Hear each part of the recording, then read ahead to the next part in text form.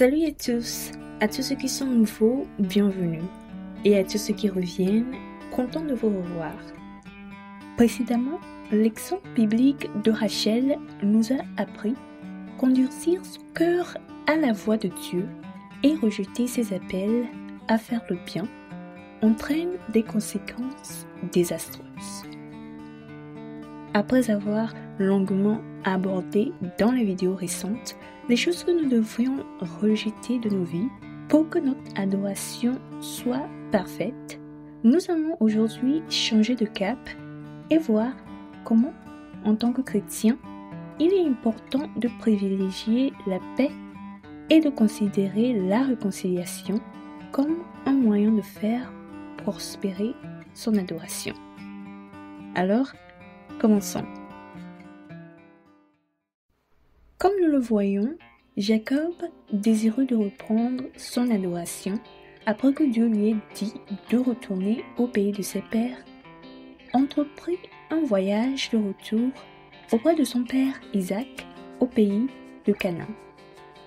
Et bien que beaucoup de choses se sont produites tout au long de ce voyage, la Bible dit que Jacob arriva auprès d'Isaac son père à Mamré, à Kirjat Arba, qui est Hébron, où avaient séjourné Abraham et Isaac. Après la mort d'Isaac, vieux et rassasié de jours, la Bible dit qu'Ésaü et Jacob, ses fils, l'enterrèrent. Maintenant, c'est sur cette information particulière que nous nous concentrerons pour le reste de la vidéo. En effet, si vous vous souvenez bien, la principale raison pour laquelle Jacob a quitté la maison de son père était la menace de mort de son frère Ésaü pour lui avoir volé son droit d'aînesse. Cependant, d'après leur relation au retour de Jacob, il semble qu'Ésaü ait abandonné son idée de tuer son frère. Et vous vous demandez probablement comment cela est-il arrivé? Eh bien, si nous remontons au temps où Jacob était encore en route vers la maison de son père, à un moment donné, lui et son frère Ésaü ont eu une rencontre. Une rencontre qui aurait pu être catastrophique pour Jacob et sa famille, mais qui a pris une tournure surprenante, car Dieu a touché le cœur d'Ésaü pour qu'il ne fasse pas de mal à son frère, mais pour qu'il soit en paix avec lui.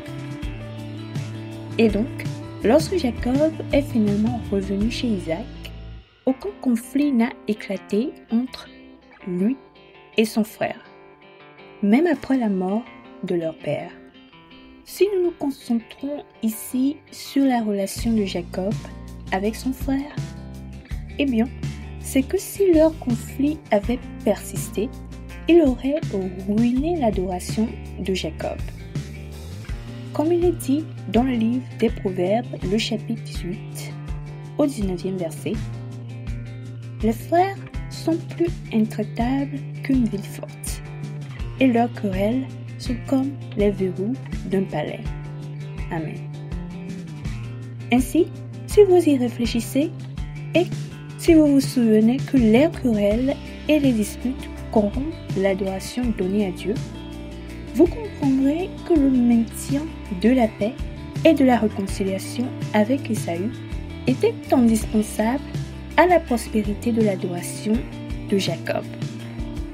Et comme toujours, ceci nous concerne aussi vous et moi, car beaucoup d'entre nous ne réalisent pas que refuser de régler nos différends avec ceux qui nous ont offensés ou que nous avons offensés déprécie et corrompt l'adoration que nous rendons à Dieu.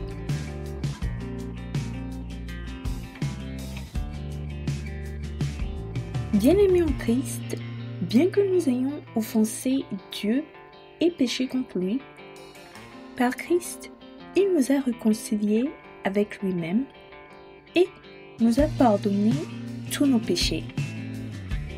En tant que chrétiens, nous devrions également valoriser la réconciliation avec nos prochains, car elle apporte non seulement la paix, mais renforce aussi l'adoration que nous rendons à Dieu et la rend plus agréable.